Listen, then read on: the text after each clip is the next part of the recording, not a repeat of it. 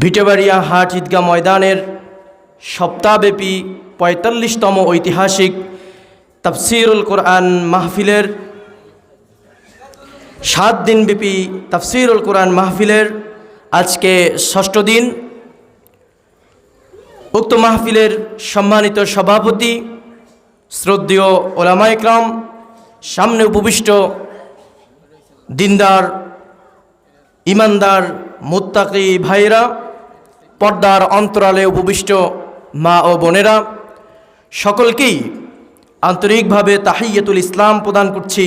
আসসালামু আলাইকুম ওয়া রাহমাতুল্লাহি ওয়া বারাকাতুহু। আল্লাহর দরবারে লাখো কোটি শুকরিয়া, যে মহান রব্বুল আলামিন আজকে আমাদেরকে এই তাফসীরুল কোরআন মাহফিলের বরকতপূর্ণ ময়দানে এসে বসার তৌফিক দিয়েছেন। এজন্য আপনারা খুশি না বেজার? যদি খুশি হয়ে থাকেন তাহলে আল্লাহকে সাক্ষী রেখে আকাশ বাতাস জমিন সব কিছুকে প্রকম্পিত করে অন্তরের অন্তঃস্থল থেকে, হৃদয়ের গহীন কোণ থেকে মহান রব্বুল আলামিনের দরবারে শুকরিয়া জ্ঞাপন করব। সকলে সমস্যারে বলুন আলহামদুলিল্লাহ। দুরূদ সালাম পেশ করছি মানবতার মুক্তির দূত, উম্মতের কান্ডারি জনাবে মুহাম্মদুর রাসূলুল্লাহ, সকলে বলি সাল্লাল্লাহু আলাইহি ওয়াসাল্লাম।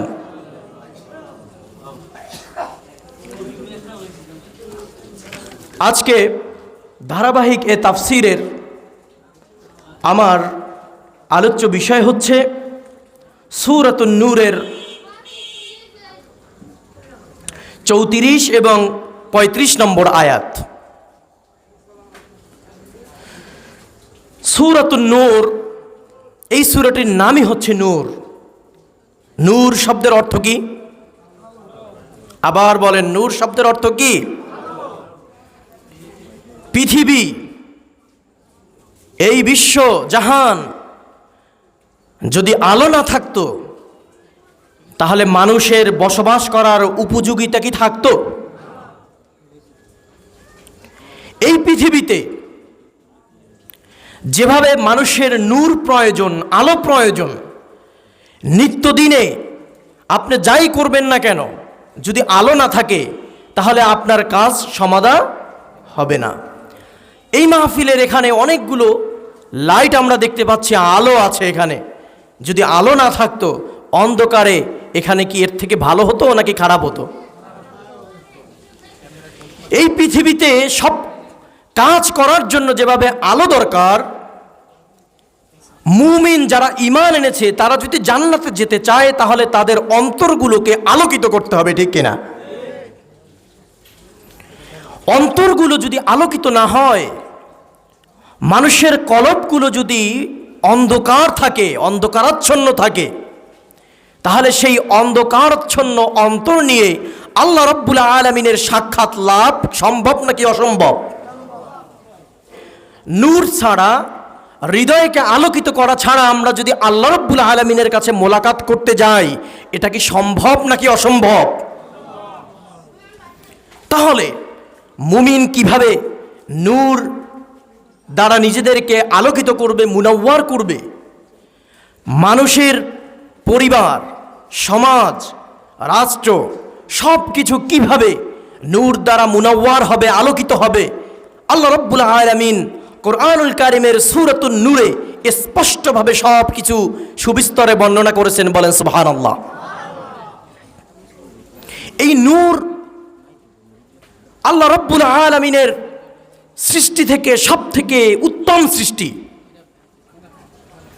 নূর যদি না থাকতো তাহলে মানুষ তার কোনো কাজ করতে সক্ষম হতো না। আমরা রাতের বেলা কি করি? ঘুমিয়ে পড়ি, দিনের বেলা কাজ করি। যদি দেখেন আগামীকাল থেকে সূর্য ওঠা বন্ধ, যদি সব অন্ধকারাচ্ছন্ন হয়ে যায়, তাহলে কি আমরা আমাদের নিত্য প্রয়োজনীয় কাজগুলো করতে পারবো? সুতরাং নূর মানুষের জীবনে প্রয়োজনীয় নাকি অপ্রয়োজনীয়? এই নূর কোথায় কোথায় জ্বালতে হবে, কথায় বলেছে ইসলামের আলো ঘরে ঘরে। ইসলামের আলো সেটা কি? সেটা হচ্ছে নূর, নূরুল ইসলাম, নূরুল হিদায়া। এই ইসলামের আলো দিয়ে ঘরে ঘরে জ্বালতে হবে, ঘরকে অন্ধকার থেকে মুক্ত করে আলোর দিকে নিয়ে আসতে হবে, ঠিক কিনা? প্রিয় ভাইরা, আল্লাহ রাব্বুল আলামিন এই সূরাটির ভিতরে ব্যক্তি জীবন নিয়ে আলোচনা করেছেন, সমাজ জীবন নিয়ে আলোচনা করেছেন, রাষ্ট্র জীবন নিয়ে আলোচনা করেছেন। ব্যক্তি, সমাজ, রাষ্ট্র, পরিবার সব যেন নূর দ্বারা মুনব্বর হতে পারে, আলোর মাধ্যমে যেন আলোকিত হতে পারে। সমাজ যখন নূর দ্বারা মুনব্বর হবে, ব্যক্তি যখন নূর দ্বারা আলোকিত হবে, রাষ্ট্র যখন নূর দ্বারা আলোকিত হবে, সকল জায়গায় যখন নূর আর নূর, আলো আর আলো হয়ে যাবে, তখন মানুষ নূর দ্বারা মুনব্বর হয়ে আলো দ্বারা চমকিয়ে উদ্ভাসিত হয়ে জান্নাতে চলে যাবে। বলেন সুবহানাল্লাহ। এই সূরাটির প্রথমে যে আয়াতটি আমাদের সামনে স্পষ্ট, সেটা হচ্ছে সূরাতুন আনজালনাহা ওয়া ফারাদনাহা ওয়া আনজালনা ফিহা আয়াতিন বাইয়িনাত। এই সূরাটি আমি নাজিল করেছি এবং এর ভিতরে যত আহকাম নাজিল করা হয়েছে, যত বিধিবিধান নাজিল করা হয়েছে, এই বিধিবিধানগুলো তোমাদের জন্য ফরজ করে দেওয়া হয়েছে। ওয়া আনজালনা ফিহা আয়াতিন বাইয়িনাত। এই সূরাটির ভিতরে আমি আমার আয়াতসমূহকে স্পষ্ট করে তোমাদের কাছে বর্ণনা করেছি। বলেন সুবহানাল্লাহ। এভাবে এক এক করে আয়াতগুলো যখন সামনে চলতে থাকলো, 34 নম্বর আয়াতে আল্লাহ রাব্বুল আলামিন প্রথম আয়াতের কথাকে আবার রিপিট করলেন। আপনারা আলোচনা শুনছেন, দীর্ঘদিন এখানে তাফসির, অবশ্যই কোরআনুল কারিমের প্রথম থেকে শুরু করে নূর, সূরাতুন নূরের 33 নম্বর আয়াত পর্যন্ত আপনারা শুনেছেন আলহামদুলিল্লাহ। এই সূরাটিতে আপনারা শুনেছেন কিভাবে সমাজ জীবনকে কলুষিতা মুক্ত করা যায়। আল্লাহ রাব্বুল আলামিন সমাজ থেকে অশ্লীলতা দূর করার জন্য জেনাকারী, বেবিচারকারী এবং বেবিচারিণী উভয়কে কি শাস্তি দিয়েছেন, তাদের দণ্ড কি, তাদের অপরাধ হিসাবে তাদের প্রাপ্য কি, আল্লাহ রাব্বুল আলামিন সূরাতুন নূরের 2 নম্বর আয়াতে উল্লেখ করেছেন। এভাবে 2 নম্বর আয়াতে এ কথা উল্লেখ করার পরে আল্লাহ রাব্বুল আলামিন সামনে এগিয়ে আবার উল্লেখ করলেন, যদি কোনো মহিয়সী নারীকে যদি তোমরা অপবাদ দাও, মিথ্যা অপবাদ দাও, তাহলে সেটার বিচার কি হবে, আল্লাহ রাব্বুল আলামিন সেটা উল্লেখ করে দিলেন। এরপরে আল্লাহ সুবহানাহু ওয়া তাআলা তার প্রিয় হাবিব মুহাম্মদুর রাসূল সাল্লাল্লাহু আলাইহি ওয়াসাল্লাম, তার প্রিয়তমা স্ত্রী আবু বকর রাদিয়াল্লাহু তাআলা আনহুর কন্যা, নাম কি? আম্মাজান আয়েশা রাদিয়াল্লাহু তাআলা আনহা, রাসূলুল্লাহ সাল্লাল্লাহু আলাইহি ওয়াসাল্লামের স্ত্রী। প্রিয় ভাইরা, আয়েশা রাদিয়াল্লাহু তাআলা আনহুর নামে মুনাফিক আব্দুল্লাহ ইবনে উবাই কুৎসা রটনা করেছে, তার চরিত্রে কালেমা লিপন করার চেষ্টা করেছে। আল্লাহ রাব্বুল আলামিন ওহী নাজিল করার মাধ্যমে প্রিয় হাবিবের প্রিয়তমা স্ত্রীকে তার চরিত্রের পবিত্রতা ঘোষণার মর্মে কোরআনুল কারিমের সূরাতুন নূরে আয়াত নাজিল করেছেন। বলেন সুবহানাল্লাহ। এই সমস্ত বিধিবিধান দেওয়ার পরে আল্লাহ রাব্বুল আলামিন আয়াত নাজিল করেছেন যে তোমরা যদি তোমাদের সমাজকে নূর দ্বারা মুনব্বর করতে চাও, আলোকিত করতে চাও, তোমরা যদি তোমাদের রাষ্ট্রকে একটি সুসংহত সমৃদ্ধ রাষ্ট্র হিসেবে গড়তে চাও, তাহলে অশ্লীলতা দূর করা তোমাদের জন্য অপরিহার্য। আর এই অশ্লীলতা দূর করার জন্য, অশ্লীলতার ভিতরে যারা ঘা বাসিয়ে দেয়, এদের উপাদান হচ্ছে যুবক এবং যুবতী। যুবক যুবতীদেরকে, তাদের প্রাপ্ত বয়সকে যদি তোমরা বিবাহ সম্পাদন করিয়ে দাও, তাহলে সমাজ থেকে অশ্লীলতা কমে যাবে, সমাজ একদম পবিত্র হয়ে যাবে। ঠিক সময়ে যদি কেউ বিবাহ করতে পারে, তাহলে সমাজ থেকে অপরাধের পার্সেন্টেজ কমবে না বাড়বে? আজকে আপনারা দেখতেছেন আমাদের দেশের বিভিন্ন জায়গায় ধর্ষণ হচ্ছে, ধর্ষণ করার পরে তাকে মেরে ফেলা হচ্ছে, বিভিন্ন জায়গায় ইফটিজিং হচ্ছে। কারা করছে? দাড়ি পাকা মুরব্বীরা কি করে? ছোট নাবালক শিশু কি করে? কথা বলতে হবে, কারা করে? যারা আমাদের সমাজে যুবক শ্রেণী কিন্তু বিবাহ সম্পাদন করতে এখনো সক্ষম হয়নি, তারাই করে, ঠিক কিনা? আল্লাহ রাব্বুল আলামিন এই সমাজকে কলুষতা মুক্ত করার জন্য এই যুবক শ্রেণীদের উদ্দেশ্য করে বললেন, তোমরা তাদেরকে বিয়ে দিয়ে দাও। যদি তোমরা তাদেরকে বিবাহ করিয়ে দাও তাহলে সমাজ থেকে অশ্লীলতা দূর করার মাধ্যমে আমি তোমাদের সমাজকে আলোকিত করে দেব। বলেন সুবহানাল্লাহ। যদি তোমরা ভয় করে থাকো যে তোমাদের সহায় সম্পত্তি কম আছে, তোমরা বেকার, চাকরি নেই, কি খাওয়াবে, তোমরা টেনশন করো না। ইয়াকুনু ফুকারা ইউগনিয়াহুমুল্লাহু মিন ফাদলি, যদি তোমরা গরিব হয়ে থাকো, দরিদ্র হয়ে থাকো, তাহলে আমি আমার ফজলের মাধ্যমে তোমাদেরকে ধনী বানিয়ে দেব। বলেন সুবহানাল্লাহ। এই সমস্ত বিধিবিধান আরোপ করার পরে আল্লাহ সুবহানাহু ওয়া তাআলা 34 নম্বর আয়াতে আবার বললেন, ওয়ালাকাদ আনজালনা ইলাইকুম আয়াতিম মুবাইয়িনাত।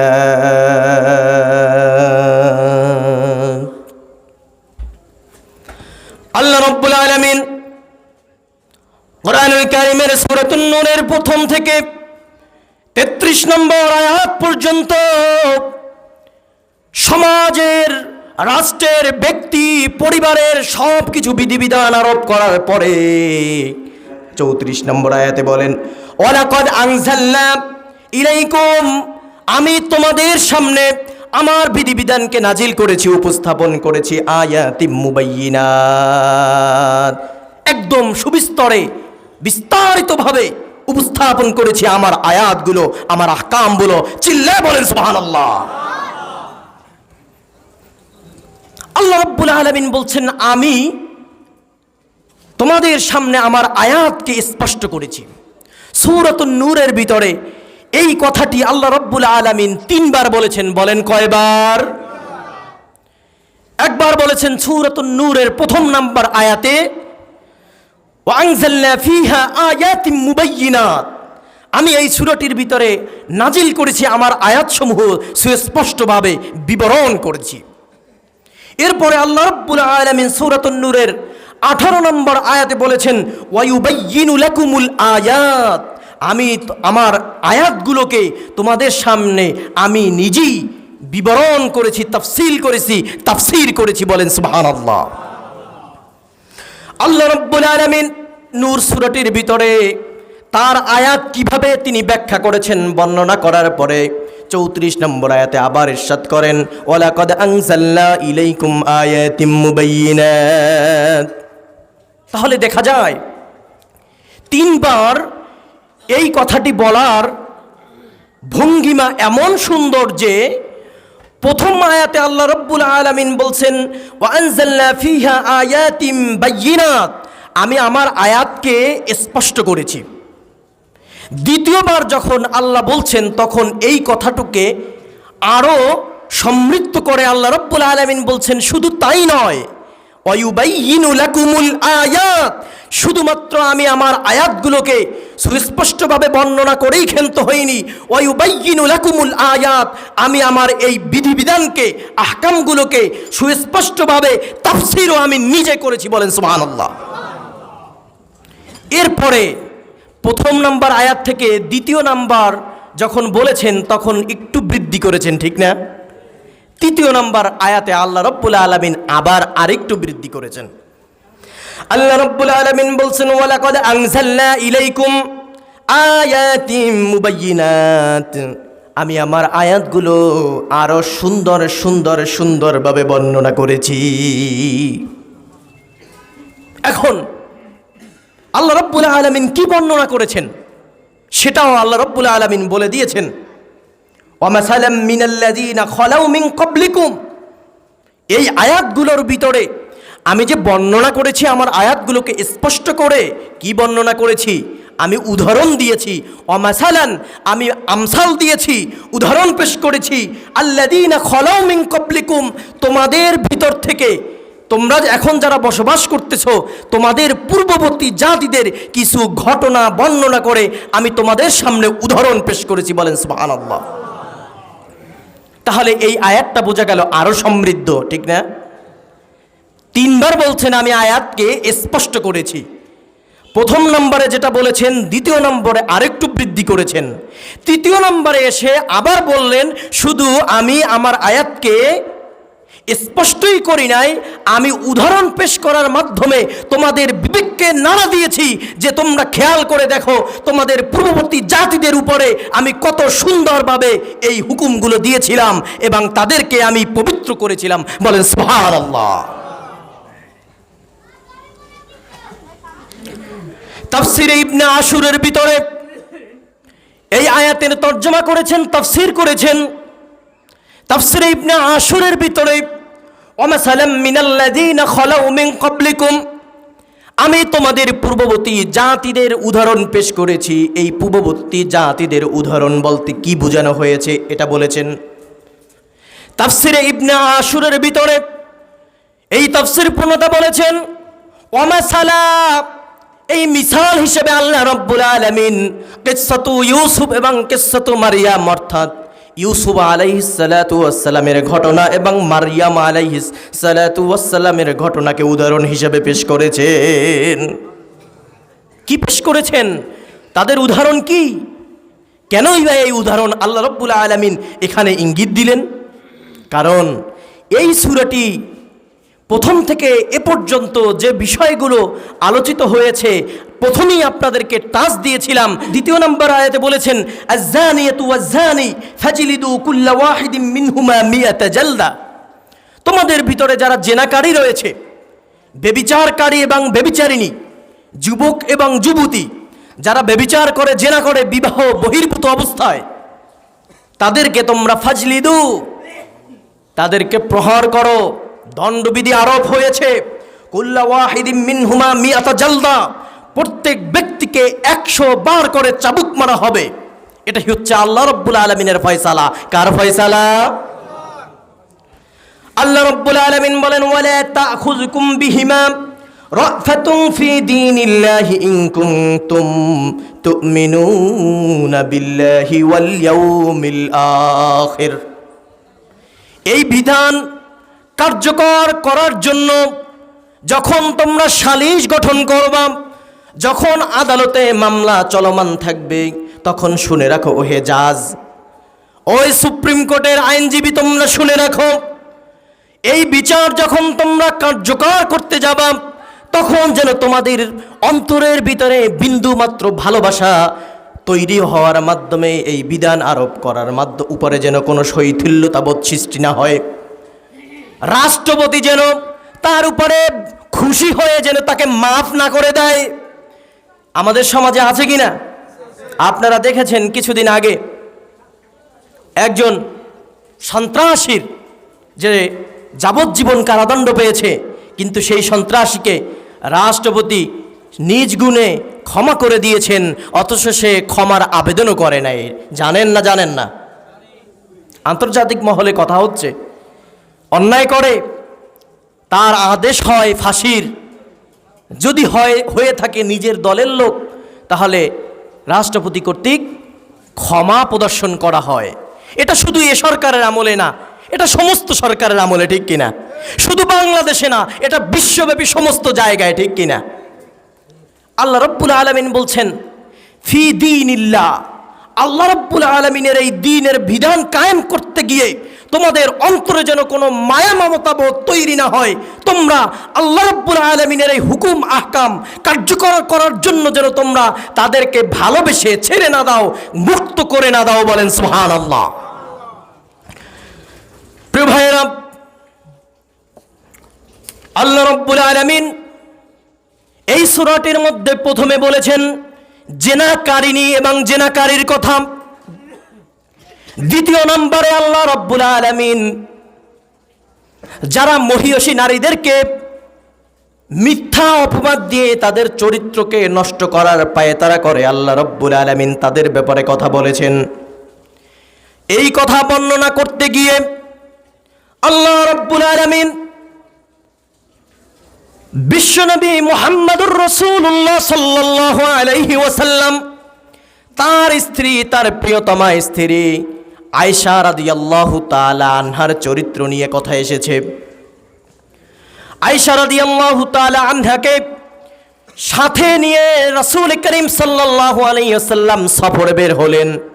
আয়েশা রাদিয়াল্লাহু তাআলা আনহা বর্ণনা করেন, বিশ্বনবী যখন কোথাও সফর করতে বের হতেন, তখন লটারি করার মাধ্যমে বিশ্বনবী তার কোনো একজন স্ত্রীকে সাথে নিয়ে যেতেন। ভাগ্যক্রমে, চক্রক্রমে আমি হচ্ছি তার সফর সঙ্গী। আমাকে নিয়ে রওনা হলেন। যখন সেখান থেকে ফিরে আসি, তখন কাফেলা যেখানে রেস্ট নিচ্ছিল, বিশ্রাম নিচ্ছিল, সেখানে আমি প্রাকৃতিক হাজত পূরণ করার জন্য একটু দূরে যাই। দূরে যাওয়ার সাথে সাথে আমার গলার হাড়কে আমি হারিয়ে ফেলি। তখন ওই হাড়কে খোঁজার জন্য আমি আবার বের হই। এই হাড়কে খুঁজতে গিয়ে আমার দেরি হয়ে যায়, ফলে কাফেলা আমাকে ছেড়েই চলে যায়। কাফেলা কেমনে চলে গেল? আম্মাজানকে উঠে বসানোর জন্য তো মানুষ ছিল, প্রশ্ন না?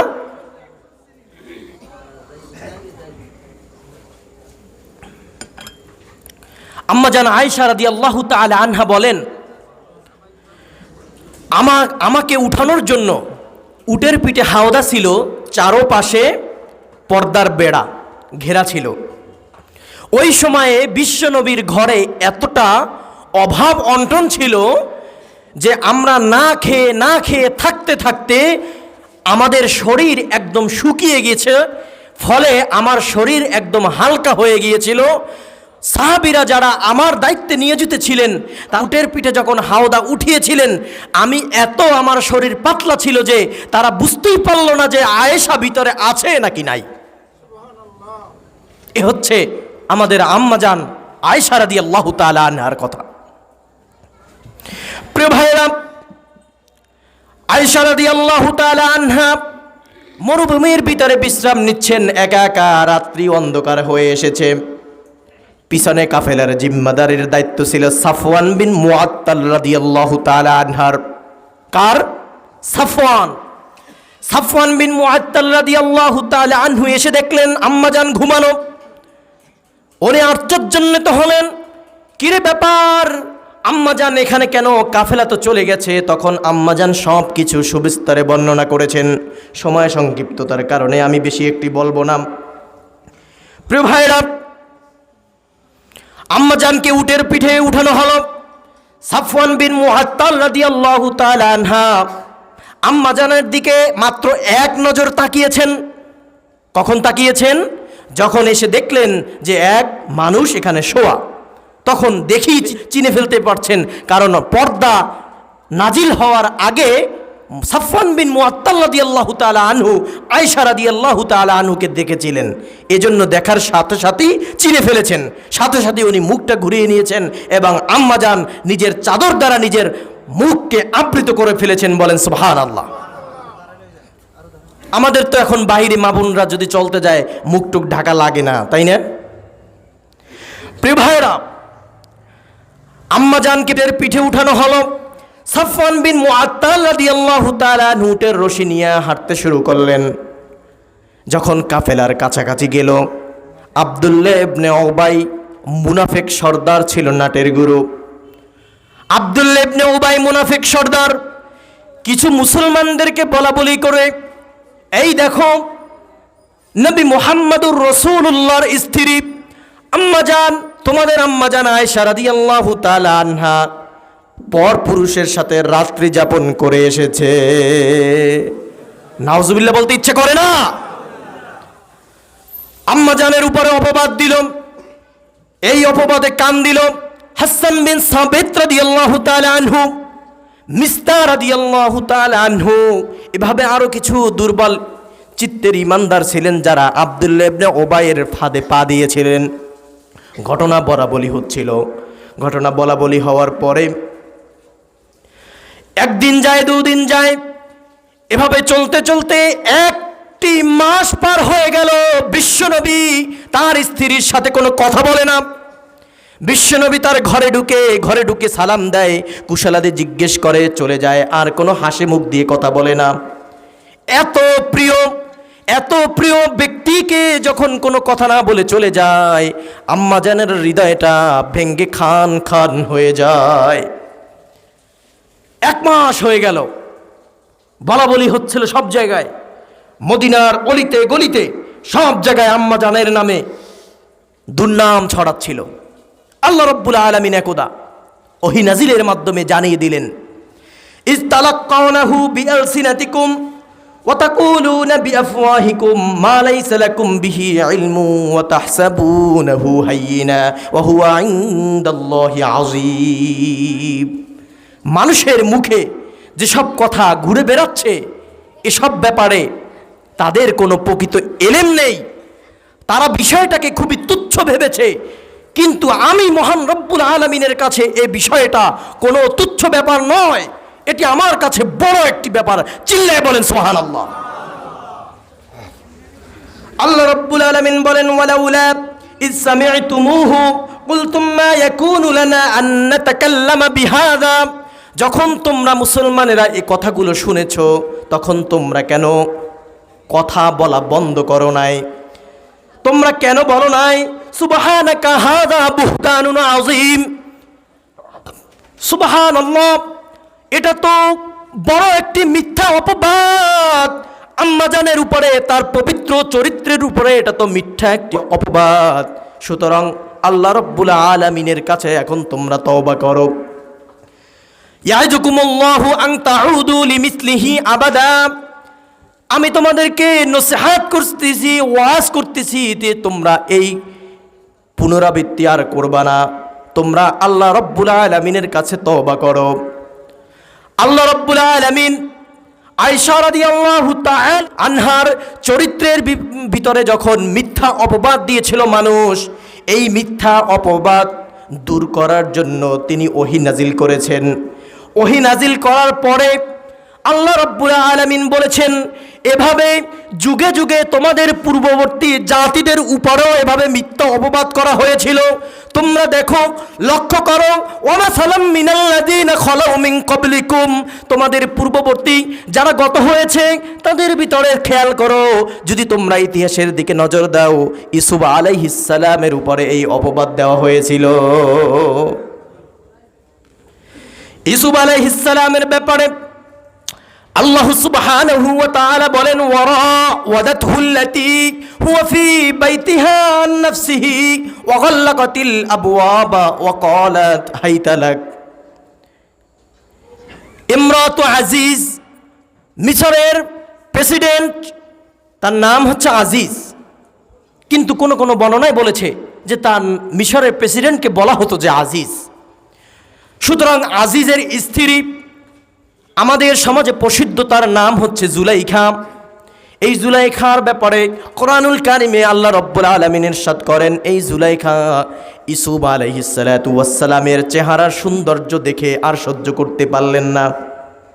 তিনি নিজের মনের কামনা বাসনাকে পূর্ণ করার জন্য ওয়ারাওয়াদাতহু, তিনি তাকে ফুসলাচ্ছিলেন।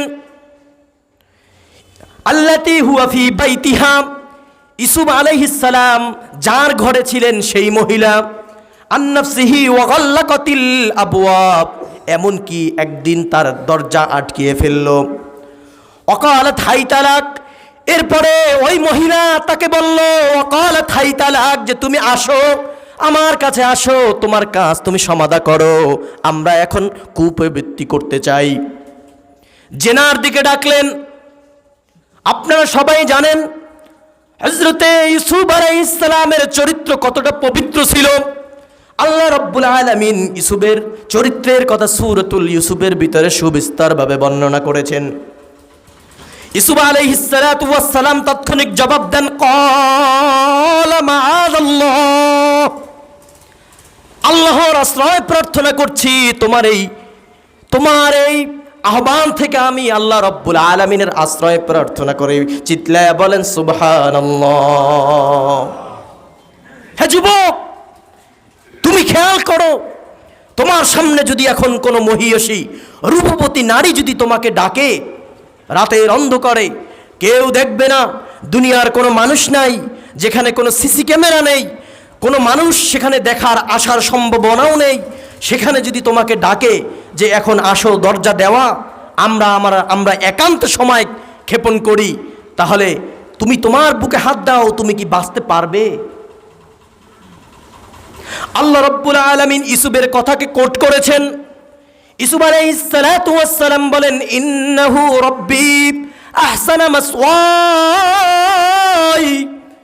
ইন্নাহু লা ইউফলিহুল যালিমুন। ওহে নারী, তুমি শুনে রাখো, আমার প্রভু আল্লাহ রাব্বুল আলামিন হচ্ছে আমার উত্তম আশ্রয়স্থল।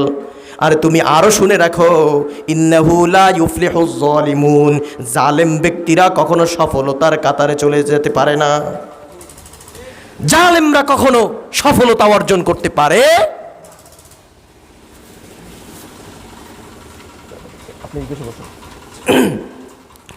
প্রিয় ভাইরা, আল্লাহর কোরআন বলে, ওয়ালাকাদ হাম্মাত বিহি ওয়া হাম্মা বিহা লাউলা আর রাআ বুরহানা রাব্বি। ইউসুফ আলাইহিস সালাতু ওয়াস সালামের প্রতি ওই মহিলার অন্তর ঝুঁকে গেল। ওয়ালাকাদ হাম্মাত বিহি, কার অন্তর ঝুঁকে গেল? জুলাইখার। আল্লাহ রাব্বুল আলামিন আবার বললেন, ওয়া হাম্মা বিহা লাউলা আর রাআ বুরহানা রাব্বি। আল্লাহ রাব্বুল আলামিনের স্পষ্ট দলিল যদি ইউসুফ আলাইহিস সালাতু ওয়াস সালামের সামনে যদি না আসতো, তার মনে যদি আল্লাহর ভয় না থাকতো, তাহলে সেও তার দিকে ঝুঁকে যেত। আল্লাহ রাব্বুল আলামিন বলেন, কাযালিকা লিনাসরিফা আনহুস সুআ ওয়াল ফাহশা। আমি এভাবেই আমার প্রিয় বান্দাদেরকে কুপথ থেকে সুপথে নিয়ে আসি, অন্ধকার থেকে আলোর পথে নিয়ে আসি। আর আমি কেনই বা নিয়ে আসবো না ইউসুফকে? ইন্নাহু মিন ইবাদিনাল মুখলাসিন, তিনি তো ছিলেন আমার মুখলেস বান্দাদের ভিতরে একজন। সুতরাং আমি ইউসুফ আলাইহিস সালাতু ওয়াস সালামের চরিত্রকে কালিমা লিপন হতে আমি রক্ষা করলাম। আল্লাহ বললেন, ওয়াস্তাবাকাল বাব, তারা দুজনেই দরজার দিকে দৌড় দিল। ইউসুফ আলাইহিস সালাতু ওয়াস সালাম এই কাজ থেকে বাঁচার জন্য দৌড় দিল, আর ওই মহিলা ইউসুফকে ধরার জন্য দৌড় দিল। ওয়াস্তাবাকাল বাবা ওয়া কাদ্দাত কামিসাহু মিন দুবুর, কিন্তু ওই মহিলা ইউসুফ আলাইহিস সালাতু ওয়াস সালামকে ধরতে গিয়ে তার পিছন দিক থেকে জামাটা ধরে ফেলছে, সাথে সাথে তার জামাটা ছিঁড়ে গেল। ওয়াকাদ্দাত কামিসাহু মিন দুবুর, পিছন থেকে তার জামাটা ছিঁড়ে ফেলল।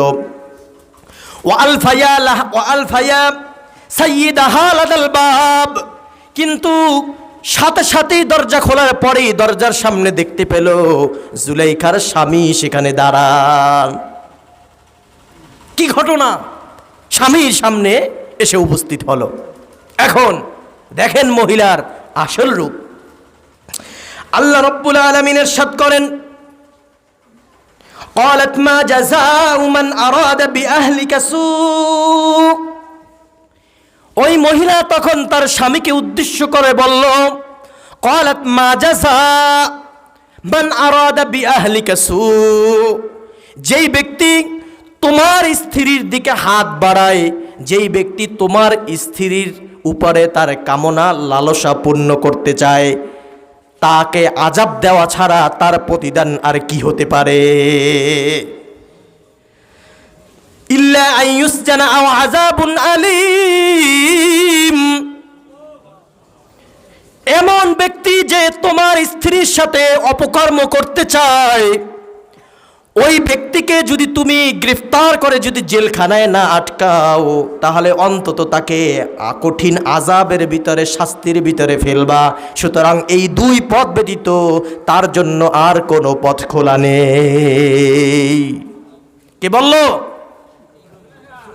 জুলাইখা বলল। সাথে সাথে পটভূমি চেঞ্জ হয়ে গেল।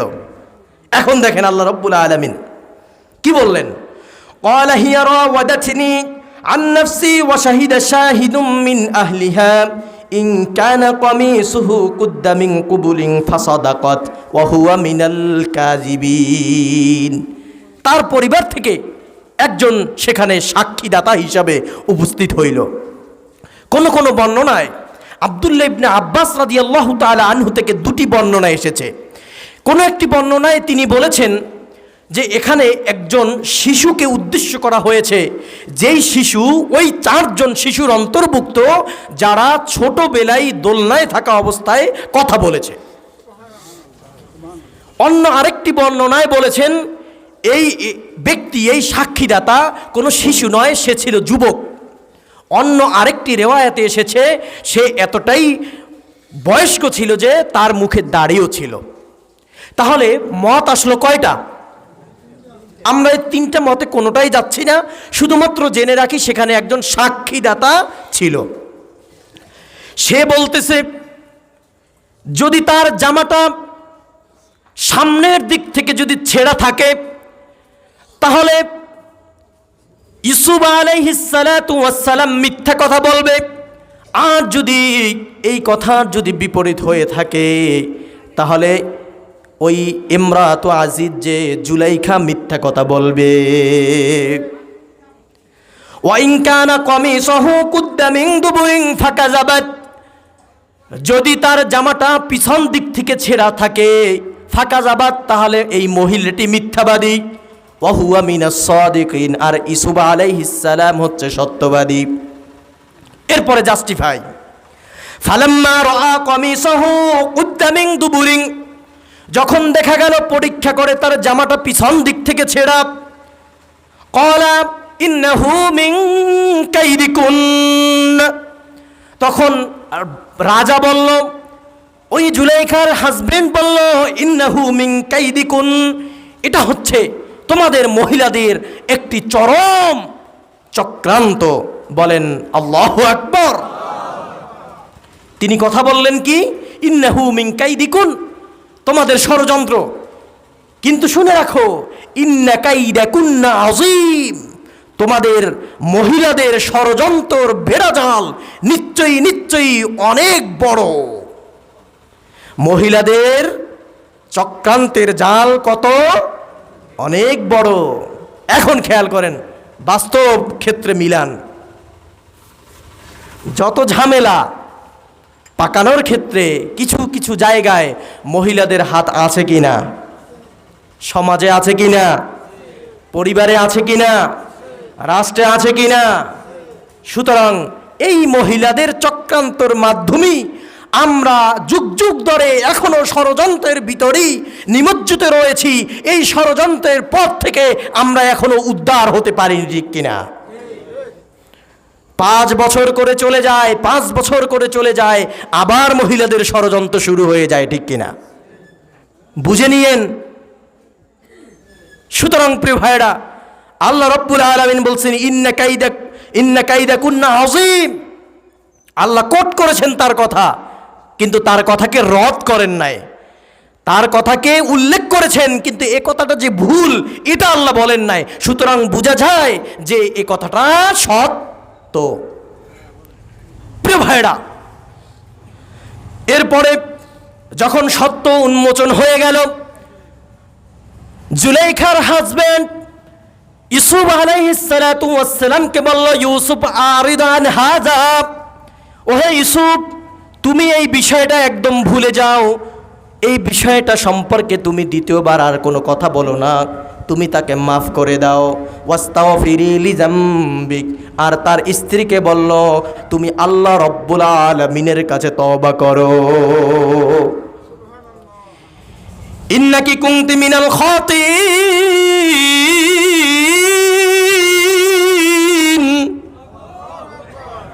নিশ্চয়ই তুমি ভুলকারীদের ভিতরে ছিলে, নিশ্চয়ই তুমি অপরাধকারীদের কাতারে রয়েছ। সুতরাং তোমার অপরাধের জন্য তুমি তওবা করো, তোমার অপরাধের জন্য তুমি মাফ চেয়ে নাও। এই আয়াত বলার উদ্দেশ্য হচ্ছে ইউসুফ আলাইহিস সালাতু ওয়াস সালামের চরিত্র ফুলের মতো। আর কোন নেতার চরিত্র কি এভাবে আছে? কিন্তু আমরা টাইটেল লাগাই আমার নেতার চরিত্র ফুলের মতো পবিত্র, কিন্তু ভাইরা এই ফুলের মতো পবিত্র যারা রয়েছে তাদের ভিডিও স্ক্যান্ডাল ভাইরাল হয়ে যায়, ঠিক কিনা? বিভিন্ন জায়গার নেতাদেরকে দেখি এমপিদের ভিডিও ফাঁস হয়ে যায়, ঠিক কিনা? আর আল্লাহর নবী ইউসুফ আলাইহিস সালাতু ওয়াস সালাম যুবক, বিবাহ করে নাই এখনো, টকবগে যুবক, শরীরটা এত সুন্দর। আল্লাহ রাব্বুল আলামিনের নবী মুহাম্মদ বলেন, পৃথিবীর ভিতরে যত সৌন্দর্য রয়েছে সব সৌন্দর্যের অর্ধেক দেওয়া হয়েছে ইউসুফ আলাইহিস সালামকে। এত সুন্দর চেহারা দেখে কিভাবে সে থাকে? কদ শাগাফাহা হুব্বা। আল্লাহ রাব্বুল আলামিন বলেন, জুলাইখা তার প্রেমে হাবুডুবু খেয়েছিল। এরপরে আপনারা জানেন অনেক বড় কাহিনী, আমার মাকসাদ সেটা না। এ পর্যন্ত আলোচনার আমি পয়েন্টটা এদিকে নিয়ে আসতে চাচ্ছি, আমার আলোচনার দিকে। আল্লাহ রাব্বুল আলামিন বলেন, ওয়ালাকাদ আনজালনা ইলাইকুম আয়াতিম মুবায়্যিনাত ওয়া মাসালাম মিনাল্লাযীনা খালাউ মিন ক্বাবলিকুম। আমি তোমাদেরকে আমার আয়াতগুলো বিস্তারিত বর্ণনা করে শুনিয়েছি। এরপরে আমি উদাহরণ পেশ করেছি, ওয়া মাসালাম মিনাল্লাযীনা খালাউ মিন ক্বাবলিকুম, তোমাদের পূর্বে যারা গত হয়েছে তাদের কিছু চরিত্র, তাদের কিছু ঘটনা তোমাদের সামনে উপস্থাপন করেছি। তুমি খেয়াল করো, ওই ইউসুফকে যখন জুলাইখা আটকিয়েছিল, যখন তার স্বামীর সামনে ধরা খেয়ে গিয়েছিল, কিংকর্তব্য বিমূঢ় হয়ে হতবিহ্বল হয়ে ওই মহিলা তখন ইউসুফ আলাইহিস সালামকে দোষী সাব্যস্ত করার জন্য তার বিরুদ্ধে অপবাদ দিয়েছিল, ঠিক কিনা? ইউসুফ আলাইহিস সালাতু ওয়াস সালাম পবিত্র, আল্লাহ রাব্বুল আলামিন তার পবিত্রতা উল্লেখ করেছেন, কিন্তু তার স্ত্রী তাকে অপরাধী বানাতে চেয়েছেন, ঠিক কিনা? আমাদের সমাজে আমরা যদি মিলাতে চাই তাহলে দেখতে পারি এই ঘটনা অহরহ আমাদের সমাজেও ঘটে, নাকি ঠিক কিনা? এত বড় আলেম, এত বড় মুফাসসিরে কোরআন, নন্দিত মুফাসসিরে কোরআন সারা বিশ্বের ভিতরে, যার ওয়াজ শুনে লক্ষ লক্ষ মানুষ হেদায়েতের আলোয় উদ্ভাসিত হয়ে ইসলামের পথে এসেছেন, যেই মানুষটির সুর সব জায়গায় বাজছে, যেই মানুষটির সুর শুনে, মাহফিলের সুর শুনে মোবাইলের মাধ্যমে মানুষ সকাল করে এবং সন্ধ্যায় তার ওয়াজ শুনে রিকশা ঘাটে পথে সমস্ত জায়গায় যেই মানুষটার তাফসির এখনো শোনা যায়, সেই মানুষটার উপরে এক শ্রেণীর লোকেরা বলেছে 40টি বছর আগে সে হাজার হাজার লক্ষ লক্ষ নারীদের ইজ্জতকে লুণ্ঠিত করেছে, ঠিক কিনা? এ কথা বলেছে কিনা? বলেছে। আল্লাহ রাব্বুল আলামিন বলেন, ইউসুফের দিকে লক্ষ্য করো। ইউসুফ আলাইহিস সালাতু ওয়াস সালাম ছিল আমার প্রিয় নবী, আমার প্রিয় পাত্র, নিষ্কুলুষ চরিত্রের অধিকারী ছিল আমার ইউসুফ। কিন্তু তুমি দেখো, তোমরা লক্ষ্য করো, ওই নিষ্কুলুষ পবিত্রের অধিকারী আমার ইউসুফের চরিত্রে কালেমা লিপন করেছিল এক শ্রেণীর লোক।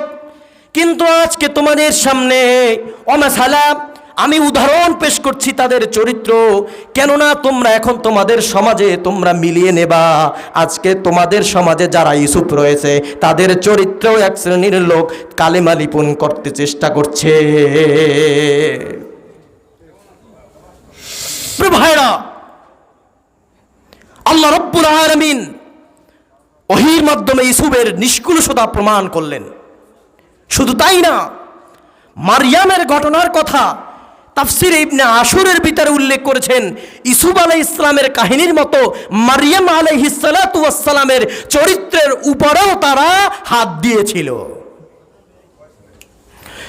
প্রিয় ভাইয়েরা, আল্লাহ রাব্বুল আলামিন ডাক দিয়ে বলে, ওহে হাবিব, ওয়াজকুর ফিল কিতাবি মারইয়াম, আপনি মারইয়াম আলাইহিস সালাতু ওয়াস সালামের কথাগুলো, ঘটনাগুলো একটু স্মরণ করেন। ইযিন তাবাজাত মিন আহলিহা মাকানান শারকিয়্যা, যখন সে পৃথক হয়ে বিচ্ছিন্ন হয়ে বাইতুল মাকদাসের এক কর্নারে গিয়ে সে তার দিনগুলোকে কাটাচ্ছিল। ফাত্তাখাযাত মিন দুনিহিম হিজাবা, সে একটি পর্দা দিয়েছিল। ফারসালনা ইলাইহা রূহানা ফাতামাসসালা লাহা বাশারান সাওয়্যা, তখন আমি আমার রসুল হিসেবে, আমার বার্তাবাহক হিসেবে আমি জিব্রাইলকে তার কাছে পাঠিয়েছি। এরপরে সে বলেছে, ক্বালাত ইন্নী আউযু বিররহমানি মিনকা ইন কুনতা তাকিয়্যা। মারিয়াম আলাইহিস সালাতু ওয়াস সালাম হঠাৎ করে তার রুমের ভিতরে একজন সুদর্শন পুরুষকে দেখে বলে, আউযু বিররহমান, আমি ওই রহমানের আশ্রয় প্রার্থনা করেছি। ইউসুফ আলাইহিস সালাম বলছেন, ক্বালা মাআযাল্লাহ। আর মারিয়াম আলাইহিস সালাম বলছেন, ইন্নী আউযু বিররহমান, আমি ওই আল্লাহ রাব্বুল আলামিনের আশ্রয় প্রার্থনা করি তোমার থেকে। ওহে যুবক, তুমি যদি মুত্তাকি হয়ে থাকো তাহলে তুমি আমার সামনে থেকে চলে যাও। যদি কোনো অপকর্ম যদি তুমি করতে চাও তাহলে তুমি সরে যাও, আল্লাহ রাব্বুল আলামিনের ভয়ে যদি তোমার থাকে। ঘটনা বড় লম্বা, কিন্তু তিনি বলেন, আমি আল্লাহ রাব্বুল আলামিনের হুকুমে তোমার কাছে এসেছি, তোমাকে একটি পুত্র সন্তান দান করব বলে। এরপরে সে আল্লাহ রাব্বুল আলামিনের পক্ষ থেকে একটি ফু দিয়ে তাকে গর্ভবতী করে দিয়েছেন। বলেন সুবহানাল্লাহ। আল্লাহ বলেন, ফাজাআহাল মাখাদু ইলা জিযইন নাখলা, যখন তার প্রসব বেদনা হয় মারিয়াম তখন দূরে গিয়ে একটি খেজুর গাছের ডালের নিচে আশ্রয় গ্রহণ করেন। قالت يا ليتني مت قبل هذا وكنت نسيا منسيا, আমি যদি এই ঘটনার পূর্বে যদি মৃত্যুবরণ করতাম, এই ঘটনার আগে যদি আমি নিঃশেষ হয়ে যেতাম, আমার নামটি যদি পৃথিবীর ইতিহাস থেকে যদি মুছে যেত, আমার চরিত্রের জন্য কতই না ভালো হতো। তাকে অপবাদ দিচ্ছে। তারা বলছে, ইয়া উখতা হারুন মা কানা আবুকি ইমরা সাউইউ ওয়া মা কানাত উম্মুকি বাগিয়া, হে হারুনের বোন মারিয়াম, তোমার বাবা তো তোমার মতো এভাবে ছিলে না, সুতরাং তুমি কেন এখন ব্যভিচারিণী হলে? তারা অপবাদ দিয়েছিল কিনা? দিয়েছিল। কিন্তু যখন তারা আসলো, তার কাছে যখন আসলো কথা বলার জন্য, আল্লাহ রাব্বুল আলামিন তাকে হুকুম দিলেন যে তুমি বলো যে তুমি রোজা রেখেছো, তুমি কথা বলবে না, তুমি ইশারা করে দাও তোমার ছেলের দিকে। তারপরে আল্লাহ রাব্বুল আলামিন কোরআনুল কারীমের ভিতরে উল্লেখ করেন, ফাশারাত ইলাইহি, মারিয়াম আলাইহিস সালাতু ওয়াস সালাম তার কোলে থাকা শিশু বাচ্চাটির দিকে ইশারা করেন যে তার সাথে কথা বলো, যা বলার তার সাথে বলো। তারা বলল, ক্বালু কাইফা নুকাল্লিমু মান কানা ফিল মাহদি সাবিয়্যা, তুমি কি পাগল হয়ে গেছো নাকি? একটা শিশু বাচ্চা যে এখন দোলনায়, সেই দোলনার শিশুর সাথে তুমি কথা বলতে বললা, তুমি তো ব্যভিচারিণী, এরপরে তুমি আবার পাগল হয়ে গিয়েছো। সুতরাং আমরা কিভাবে, কাইফা নুকাল্লিম, আমরা কিভাবে তার সাথে কথা বলবো? এ কথা বলার সঙ্গে সঙ্গে হযরত ঈসা আলাইহিস সালাতু ওয়াস সালাম, শিশুটি কে ছিল? জোরে বলেন, শিশুটি কে ছিল? ঈসা আলাইহিস সালাতু ওয়াস সালাম। তিনি বলে উঠলেন, ক্বালা ইন্নী আবদুল্লাহ,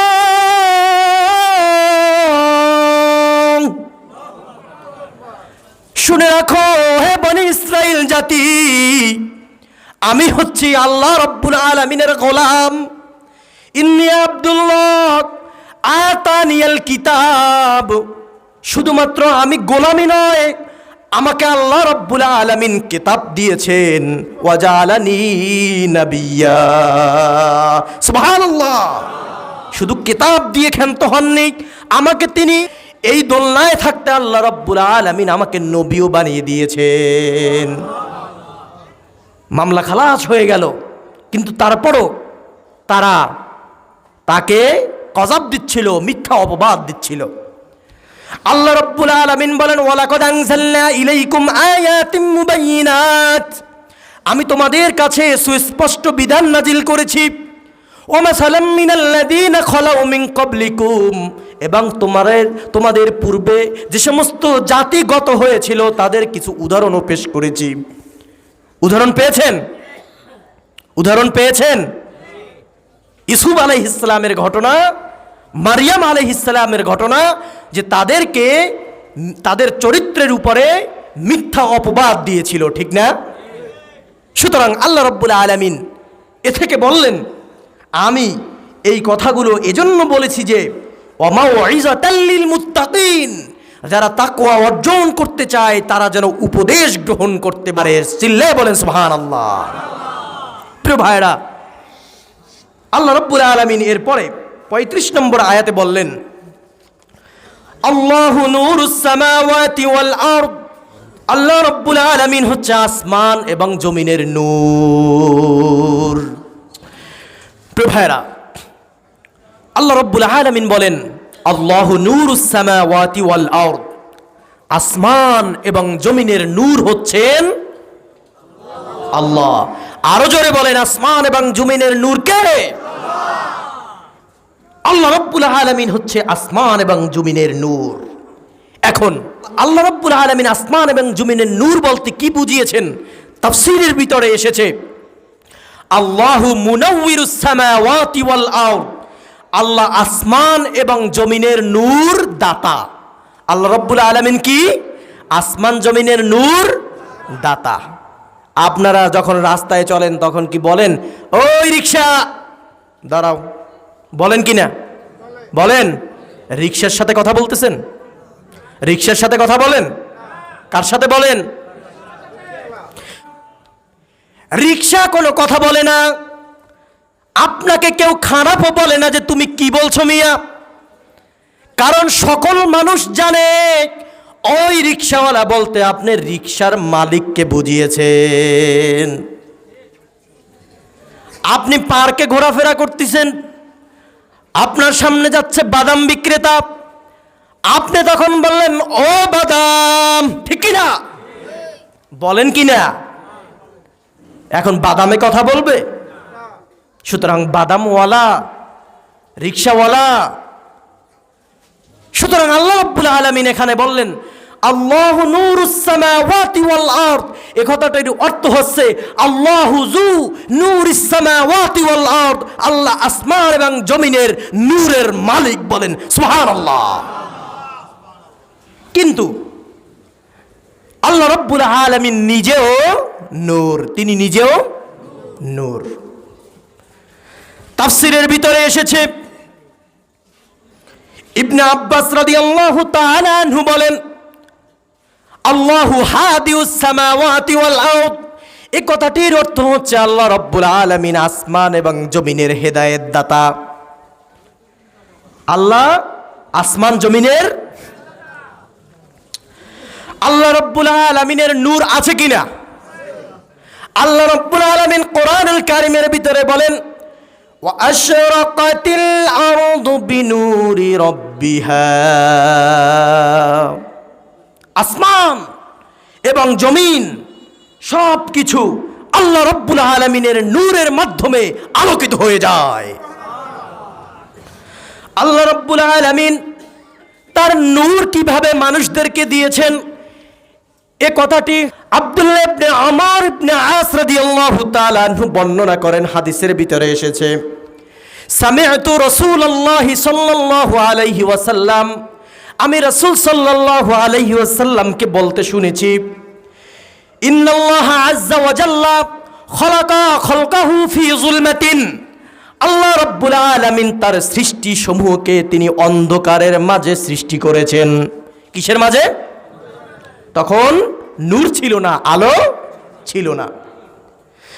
ফাআলকা আলাইহিম মিন নূরিহি, অতঃপর আল্লাহ রাব্বুল আলামিন তার নূর থেকে তাদের উপরে, তার সৃষ্টিকুলের উপরে তার নূরকে ছিটিয়ে দিলেন।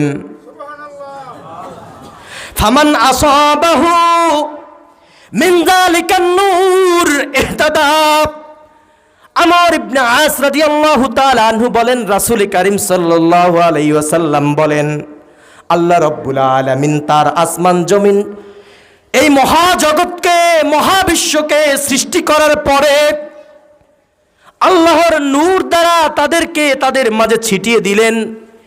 যেই জিনিসগুলো আল্লাহ রাব্বুল আলামিনের নূর থেকে নূর গ্রহণ করতে পেরেছেন, ফামান আসাবাহু মিন যালিকান নূর, যারা আল্লাহর ওই নূর থেকে নূর গ্রহণ করতে পেরেছে, হযরতে রাসূল করিম সাল্লাল্লাহু আলাইহি ওয়াসাল্লাম বলেন ইহতাদা, তারা হেদায়েত পেয়ে গেছে।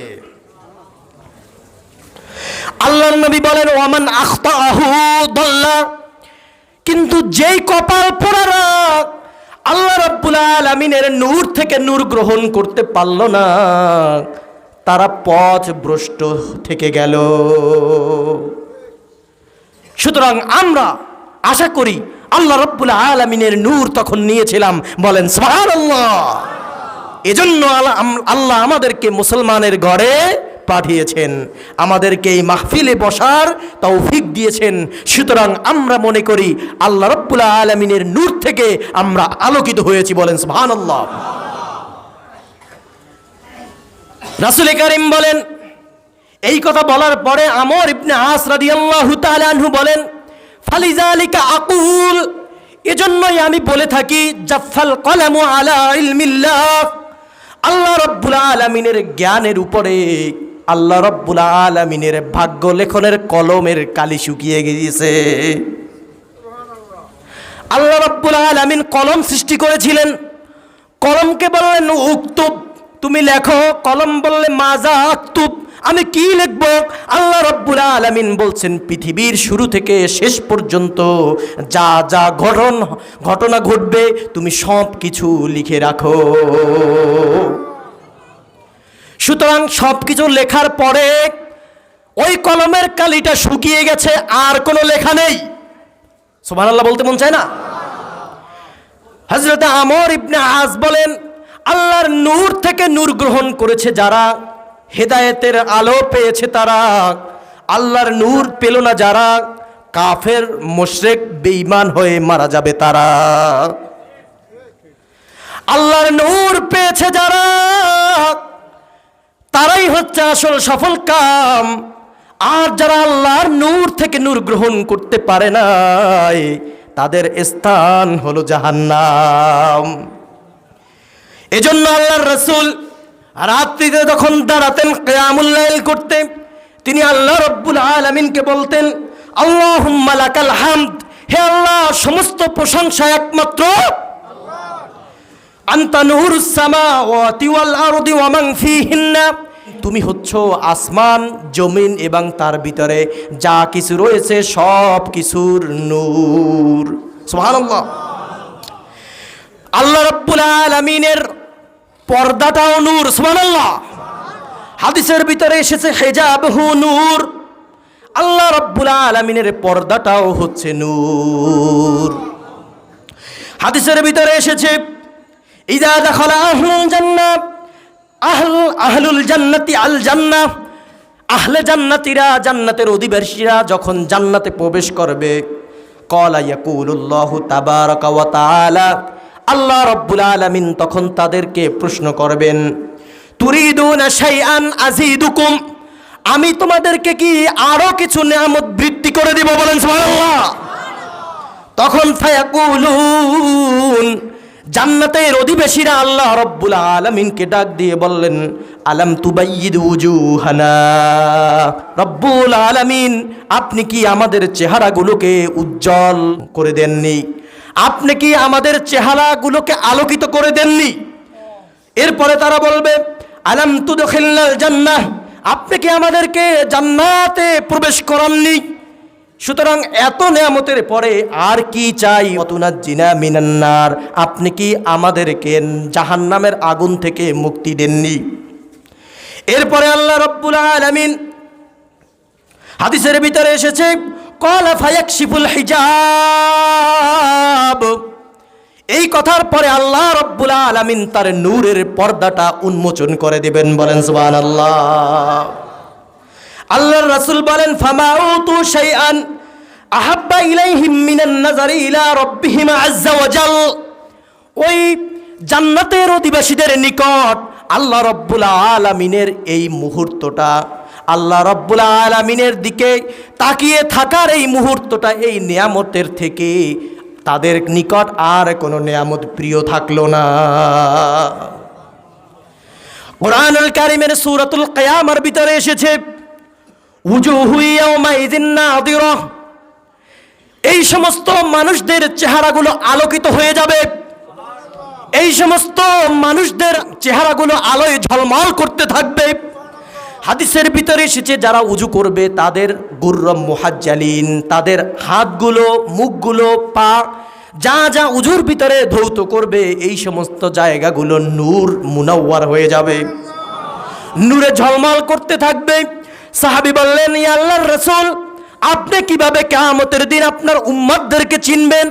তখন রাসূল করিম সাল্লাল্লাহু আলাইহি ওয়াসাল্লাম বলেন, এই মাঠ বড়া ঘোড়ার ভিতরে যদি তোমার কোনো ঘোড়া, তার মাথায় যদি সাদা চাঁদ আকৃতি থাকে, তাহলে কি তুমি সেটা চিনবে?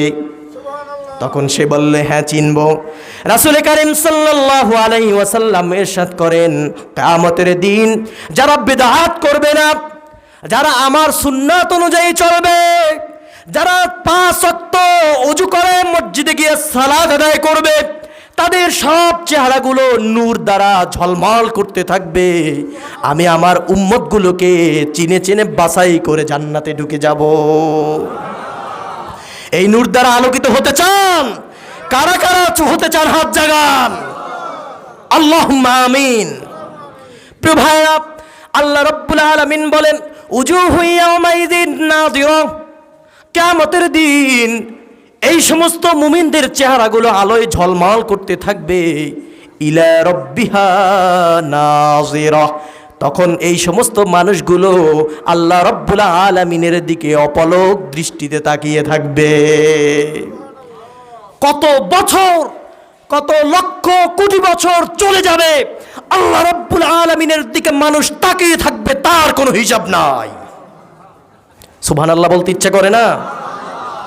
প্রিয় ভাইরা, আল্লাহর রাসূলকে জিজ্ঞাসা করলেন সাহাবী, হাল রাআইতা রাব্বাক? ওহে নবী, আপনি তো মেরাজের রাত্রিতে আল্লাহর কাছে গিয়েছিলেন, আপনি কি আপনার প্রভুকে দেখেছেন? রাসূল করিম সাল্লাল্লাহু আলাইহি ওয়াসাল্লাম বলেন, ক্বালা নূর, সে তো হচ্ছে নূর। আন্না আরা, কিভাবে আমি তাকে দেখি? অন্য হাদিসের ভিতরে এসেছে রাআইতু নূরান, আমি আল্লাহ রাব্বুল আলামিনের নূর দেখেছি। সুবহানাল্লাহ। সুতরাং আল্লাহ রাব্বুল আলামিনকে রাসূল করিম সাল্লাল্লাহু আলাইহি ওয়াসাল্লাম সরাসরি দেখে নাই, দেখেছে? তিনি কি দেখেছেন? নূর। আল্লাহ রাব্বুল আলামিন বলেন আল্লাহু নূরুস সামাওয়াতি ওয়াল আরদ। তোমরা জেনে রাখো, আল্লাহ রাব্বুল আলামিন হচ্ছে আসমান, জমিন এবং এর অধিবাসীদের নূর। প্রিয় ভাইরা, এরপরে আল্লাহ রাব্বুল আলামিন বলেন মাসালু নূরিহি কামিশকাতিন ফিহা মিসবাহ। এই নূরের উদাহরণ হচ্ছে এটা যে একটি মিশকাত থাকবে, একটি প্রদীপ রাখার স্থান থাকবে। উঠে যান কেন? নামাজের আগে সময় দেওয়া হবে, অল্প সময় আলোচনা করে আমরা শেষ করব ইনশাআল্লাহ। আল্লাহ রাব্বুল আলামিন বলেছেন মাসালু নূরিহি কামিশকাতিন ফিহা মিসবাহ। একটা চেরাগদানি থাকবে, সেই চেরাগদানির উপরে আল মিসবাহ, একটি প্রদীপ থাকবে, একটি প্রদীপ থাকবে।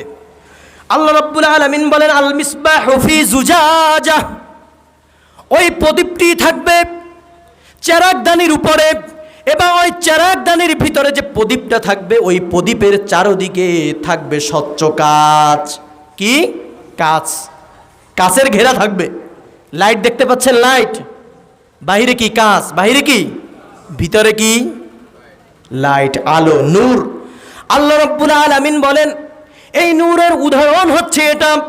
মাসালু নূরিহি কামিশকাতিন ফিহা মিসবাহ। একটা চেরাগদানির ভিতরে একটা চেরাগ থাকবে, প্রদীপ থাকবে। ওই প্রদীপটা তার বাহিরে থাকবে স্বচ্ছ কাচ, এমন কাচ যেই কাছে থাকার পরে ওই প্রদীপের আলো আরো দ্বিগুণ বেড়ে যাবে। আজ-জুজাজাতু কান্নাহা কাওকাবুন দুররি, আল্লাহ রাব্বুল আলামিন বলেন আজ-জুজাজা, এই স্বচ্ছ কাচের উদাহরণটা হচ্ছে এটা, কান্নাহা, সেটা দেখতে এমন মনে হবে যে কাওকাবুন দুররি, এই পৃথিবীর ভিতরে আসমানের উপরে যদি তুমি তাকাও তাহলে আসমানের উপরে যে তারকা দেখতে পাও, তারকা, ওই তারকারাজির ভিতরে সব থেকে বেশি আলো ঝলমল করে যেই তারকাটা, সেই তারকার মতো হচ্ছে এই স্বচ্ছ কাচ। ইউকাদু মিন শাজারাতিন মুবারাকাতিন যাইতুনাতিন লা শারকিয়্যাতিন ওয়ালা গরবিয়্যা। এবার আসেন, এই প্রদীপের নিচে কি থাকবে? প্রদীপটা জ্বলবে তেল দ্বারা। প্রদীপটা কিসের মাধ্যমে জ্বলে? হারিকেন দেখেছেন? আচ্ছা, হারিকেনের আগে ছিল হেজাক লাইট। হেজাক লাইট হারিকেনের থেকে আরো বেশি আলো দিত না? এখন তো হেজাক লাইট দেখা যায় না, হারিকেন আছে ঘরে ঘরে, বা ছিল। হারিকেনের নিচে থাকে তেল, মধ্যে থাকে বাতি, চারপাশে কি থাকে? কাঁচ। আল্লাহ রাব্বুল আলামিন কোরআনুল কারিমে ঠিক এটাই বলেছেন, এই বাতিটার নিচে থাকবে মিন শাজারাতিন মুবারাকাতিন যাইতুনাতিন লা শারকিয়্যাতিন ওয়ালা গরবিয়্যা। আল্লাহ রাব্বুল আলামিন বলেন, এই চেরাগদানির নিচে এমন সুন্দর মোবারকময় গাছের তেল দেওয়া হবে, সেটা হচ্ছে জাইতুন। সেটা কি? মুবারাকাতিন জাইতুনা, জাইতুন গাছের তেল। ওই জাইতুন গাছটা হবে এমন, লা শারকিয়্যাতিন ওয়ালা গরবিয়্যা। লা শারকিয়্যা অর্থাৎ সেটা পূর্ব দিকেও হবে না, পশ্চিম দিকেও হবে না।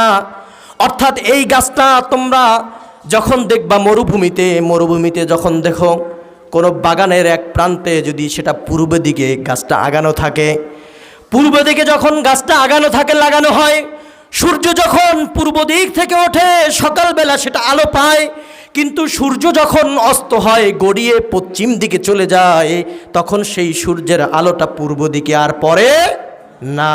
সুতরাং তখন এই সূর্যের আলো ওই গাছের উপরে আর পড়ে না। আবার যখন পশ্চিম দিকে ওই গাছটা লাগানো হয়, পশ্চিম দিকে লাগানোর ফলে সকালবেলায় সূর্য যখন পূর্ব দিক থেকে ওঠে তখন পশ্চিম দিকে তার আলোটা যায় না, ফলে ওই গাছটির উপরে সকালের রৌদ্র আর পড়ে না। কিন্তু যখন পশ্চিম দিকে সূর্যটা যায় তখন সে আলো পায়। সুতরাং দিনের প্রথম ভাগে সে আলো পায়, আবার বিকালে সে আলো পায় না। আবার যদি সকালে সে আলো পায় তাহলে বিকালে সে আলো। আল্লাহ রাব্বুল আলামিন বলেন, এই গাছটা এমন হবে না। সুতরাং এই গাছটা হচ্ছে উন্মুক্ত মরুভূমির ভিতরে, যেখানে পূর্ব দিকে কোনো রোদ পড়বে, পশ্চিম দিকে ছায়া পড়বে, এমন হবে না। আবার পশ্চিম দিকে রোদ পড়বে, পূর্ব দিকে ছায়া পড়বে, এমন হবে না। সুতরাং মিডলে এত সুন্দর একটি স্থানে এই গাছটা লাগানো থাকবে যে সকাল হতে সন্ধ্যা পর্যন্ত ওই রৌদ্রের আলো ঝলমল করতে থাকবে। আপনারা বলেন, গাছ যে লাগান, রৌদ্রের গাছ ভালো হয় নাকি ছায়ার জায়গার গাছ ভালো হয়? এটা হচ্ছে কৃষিকাজের, কৃষি বিজ্ঞানের একটি অধ্যায়। আল্লাহ রাব্বুল আলামিন এমন সময় এই কৃষি বিজ্ঞানের এই বৈজ্ঞানিক কথাটা তুলে ধরলেন যখন কোনো বৈজ্ঞানিক ছিল না, যখন কৃষিবিদ্যার আবির্ভাব হয় নাই, তখন আল্লাহর নবী আল্লাহর পক্ষ থেকে ওহী এনে কৃষি বিজ্ঞানের এই জিনিসটি তুলে ধরলেন। তোমরা যদি ছায়ায় গাছ লাগাও, সেই ছায়ার গাছের থেকে রৌদ্রের গাছ সেটা আরো ভালো হয়। চিল্লায়ে বলেন সুবহানাল্লাহ। আল্লাহ রাব্বুল আলামিন বলেন, যদি সেই জাইতুন গাছটা যদি সকাল থেকে সন্ধ্যা পর্যন্ত সূর্যের তাপ পায়, তাহলে ছায়ার জায়গায় যে জাইতুন গাছ থাকে, সেই গাছে যে জাইতুনের তেল হয়, সেই তেলের থেকে ওই সূর্য যেখানে পড়ে, রোদ যেখানে সকাল থেকে সন্ধ্যা পর্যন্ত পড়ে, সেই সন্ধ্যা থেকে সকাল থেকে সন্ধ্যা পর্যন্ত রোদেলা যে গাছটি রয়েছে, সেই গাছের যে জৈতুন তেল, সেই জৈতুন তেলটা আরো পরিষ্কার। সুতরাং ওই যে প্রদীপ, সেই প্রদীপটা জ্বলে এই স্বচ্ছ তেলের মাধ্যমে, যেই তেলের গাছটা, যেই জাইতুন গাছটা রৌদ্রের জায়গায় হবে, বলেন সুবহানাল্লাহ।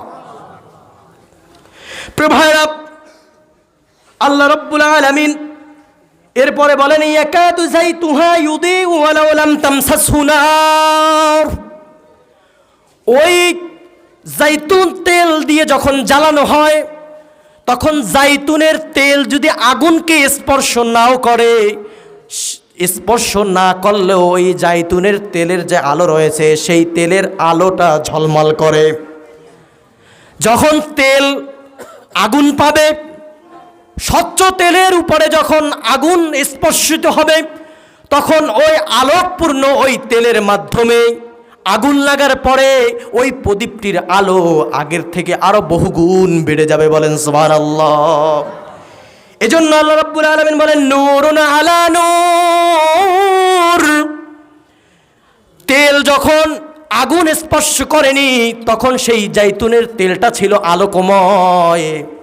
যখন ওই তেলের সাথে যখন আগুন স্পর্শ করেছে, তখন এক আলোর সাথে আবার আরেক আলো যোগ সাজস হওয়ার মাধ্যমে ওই নূরের উপরে নূর হয়ে গেছে। আল্লাহ রাব্বুল আলামিন বলেন ইয়াহদিল্লাহু লিনূরিহি মান ইয়াশা। আল্লাহ রাব্বুল আলামিনের এই নূর তিনি সবাইরে দেন না, সকল মানুষকে এই নূর দেন না, তিনি যাকে চান একমাত্র তাকেই এই নূর প্রদান করেন।